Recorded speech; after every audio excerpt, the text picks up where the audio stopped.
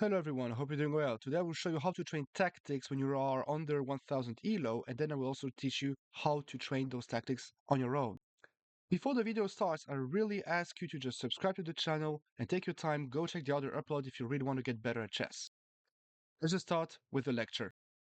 The very first tactic is actually called discover attack. So this is now very simple. See how the rook is lined up with the queen. It is extremely important to realize there is a knight in between them. You can't just capture the queen with your rook. But what you can do is move the knight away, try to attack something with your knight, and then the rook will be attacking the queen. For example, in that case, we have knight to d4. Oh, sorry, knight to e5, which is check. We're checking the king, and when the king moves, we're just capturing the queen. And sure, after the capture, the king has to move, but then we can still just capture and we will be up a knight. The second tactic are actually called, or is actually called, skewers. Skewers is a very, very effective tactic which basically takes two of your opponent's pieces that are lined up on the same line, for example, a diagonal or a file, and then you're using a minor piece, and sometimes also a heavy piece, so the rooks, but minor pieces, so the bishop, to get those pieces that are together lined up on the same file. So in that case, we see that, or diagonal. So in that case, we see that the queen and the rook are both lined up on the same diagonal. So if I found a piece that is working solely on diagonals, it would be pretty simple for me to actually attack those two pieces. In that case, we have the bishop. And now you see that the queen is getting attacked, the rook is getting attacked, and you can't both move the rook and the queen at the same time. Very sorry for the struggling. And yeah, of course, I can just capture the rook, and this is of course completely winning. The next tactic we're going to talk about is actually called forks. And forks is extremely important because you have a lot of kind of forks. For example, you have the knight fork, which is the resulting position on the board. So you see that the queen and the king are both connected through the same square, the e7 square, but not connected like sitting next to each other, but really knightly corrected. Basically, if the knight comes on e7, it's attacking both pieces at the same time.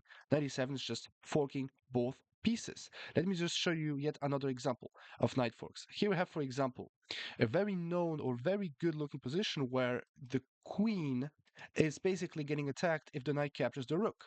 And just to show you the complexity of forks and chess, here we can sacrifice the queen on h8. So the move is pretty much self-explanatory. Basically, we are attracting the king, which is another tactic that is coming very, very soon.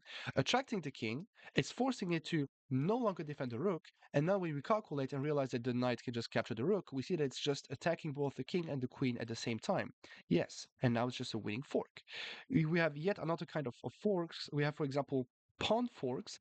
Basically, the pawn advances, and since the pawn is always attacking and controlling two squares at the same time, playing pawn to f4 would just be winning, since it's attacking in that case the bishop and the knight.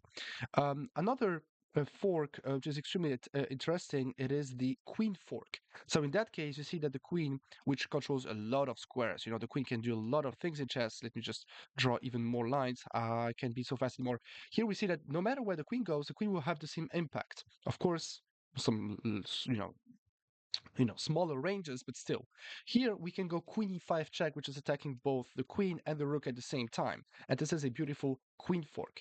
You have a lot of forks, and now we're just winning the rook and the game is completely winning. So as you can see, we have a lot of things to work on, a lot of things to look at, but it's not as hard as it seems. You just have to start training them. Once again, I will show you how to train them in short. The next tactics is actually called attractions. So attractions in chess is when you need a piece to be somewhere, because if this piece is on a random square, the square you want it to go on, you can basically apply a tactic and or eventually some checkmating threats. I will show you a very interesting position here. So we see that the king is completely cut it off by basically, oops, I'm very sorry, by both knights and also the queen. And what we can see is the following. If I'm, for example, taking on f8, the king has to capture back, after which I will just have queen to b8, which is going to be a check. Now the king will not have access to any other squares, and this would just result into a checkmate. Let me just show you what happens if I do not attract the king. If I just start with, for example, rook b8, which is threatening to basically capture the knight, I would just be getting checkmated on g2. Why? Because those pieces are just, looking at my king like the king is going to be, like my king is a juicy steak. And here queen g2 would just be checkmate since the rook is defending the queen. So rook b8 would be just way too slow. And this is how attractions are so powerful. You're just winning a lot of time. When you just capture on f8, the king has to capture back. It's a check. And then rook b8, this is just checkmate. And this is how, okay, now I can just capture the rook and its mate. But you see, this is how winning that is. You have a lot of kind of attractions. Once again, I will show you in the end how to train them. But yeah, now you just get a full eye on what chess is really all about. You have a lot of tactics, you have a lot of things to be working on, and it's not hard. You simply have to start. So let's just go on with the next tactic. Do you remember when I was talking about skewers? Now we have the small brother of skewers that are basically called pins. So the pin in chess is when you have a bishop that is now attacking usually the weakest piece, and then you're doing something called pins. Basically, do you see when the king and the knight are together lined up on the same diagonal? If I go bishop to d4, the knight can't move anymore. Why? Because if the knight moves away, then the bishop just captures the king. Moving the knight would be illegal. If that was a queen, and I go bishop to d4, moving the knight would be legal, but it would just be dangerous since it would be just losing the queen. So bishop to d4 just attacks the knight, and the knight can't move away since it's pinned. And unlucky, the knight is actually lost since it's not protected or anything close to that. And I can still just capture the knight, and I'm just completely winning. This is just called an absolute pin. When you have a king and the knight that are lined up like that, and basically the piece, it can be a knight, a queen, a rook, a pawn, whatever. When it's getting pinned on this diagonal, then it's an absolute pin. The pin can't move. There is a relative pin that I want to show with you, and this is the following. You see here the rook on e5. The rook is basically lined up with the queen. Now, if I go bishop to c3 and the rook moves away, the bishop can just capture the queen. This is exactly what I was talking about. This is called a relative pin. And this huge difference is extremely, extremely, extremely important because if I'm attacking you and you can't move away, then I'm not really attacking you. If I'm pinning you and you can move away, then it can eventually backfire. But in that case, if I go bishop to c3, the rook can't move away, otherwise I'm just capturing the queen. And now, of course, I'm just winning the rook and the game, and I'm the best, and I'm the king of the jungle. One more before the video ends, I'm talking about desperados. So, desperados in chess is basically when you are getting attacked, but you are at the same time attacking a piece that is at the same value as your own piece that is getting attacked. For example, in that position, we can see that the queen is getting attacked by the knight.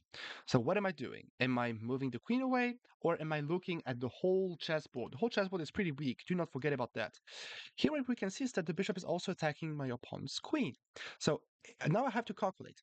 If I let the capture on a5, then I can eventually capture back there, but he captures back. This is now where things become interesting. I can eventually capture the knight, but then he just captures the bishop. What should I do? Desperados is when you're getting attacked, so you decide to sacrifice your piece that is getting attacked since you're going to get it back on the very next move. Here, if I lose my queen, I'm going to capture this one. So what about I just capture right there? He captures back, and I'm capturing his queen. I would be sacrificing my queen on the knight, and then of course he wins my queen, for half move, but then I just capture back on d1. And if you ask me, okay, but he captures back, you capture the rook, just captures the bishop back. And this is now where things become interesting. I capture, he captures back, and here I can just capture the knight back. And I'm completely winning right there. This is extremely important. You can't even imagine how important that is to keep that tactic, in your mind somewhere, because as always, tactics just decide absolutely everything in chess. Then, of course, the question is, how do I get better at chess and how do I train those tactics? I will show it to you. Here, I will just transition. We are on the main page of Lee Chess. Hopefully, I am not leaking anything. No, I'm not. Here you see right next to my camera, there is a small button called Learn. Maybe it has some other meanings in some other languages, in French, in Russian. It should have some other names. But basically, it means the same thing, learning chess. And then you have the button called Practice or um, practica, learn, s'entraîner. It has, it can have some other words, but the meaning is the same. You're basically practicing chess. You should just click on it.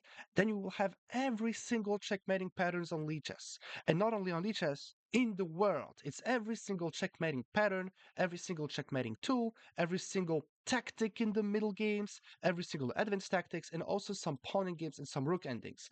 I would be recommending you until you reach like 14, 1500 to not take a too deep look into those exercises because they are definitely decent, but just stick to what you have to learn first, basically tactics. This is the most important fundamental things to be working on. And then, of course, if you need some deeper explanations, you can always join the Discord.